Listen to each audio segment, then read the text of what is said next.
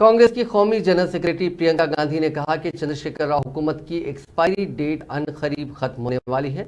इस हुकूमत ने समाज के तमाम तबकात बशमूल नौजवान, खवातीन और किसानों को धोखा दिया। पालाकुर्ती असेंबली हल्के में कांग्रेस के इंतखाबी जलसे से खिताब करते हुए प्रियंका गांधी ने चंद्रशेखर राव हुकूमत को तनकीद का निशाना बनाया।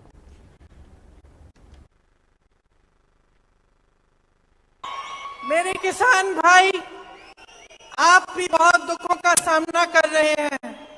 जिस तरह से आपके कर्ज माफ करने चाहिए थे, वो कर्ज माफ नहीं हुए इस प्रदेश में।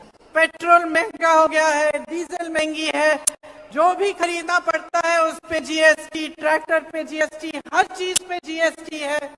सब महंगाई का सामना किसान को करना पड़ रहा है। आपको फसल का सही दाम नहीं मिलता, और जो जमीन की माफिया है, लैंड माफिया, वो आपकी जमीनों पे कब्जा कर रही है और खूब फैल रही है आपके प्रदेश में। आप खूब मेहनत करते हैं खेती में, और जहां जहां कांग्रेस की सरकारें हैं, आपको किसानों को सहायता मिलती है। जहां जहां कांग्रेस की सरकारें हैं, किसानों के कर्ज माफ किए गए हैं। अगर हमारी सरकार तेलंगाना में आएगी तो हम 2 लाख रुपए तक फसल का ऋण माफ करेंगे।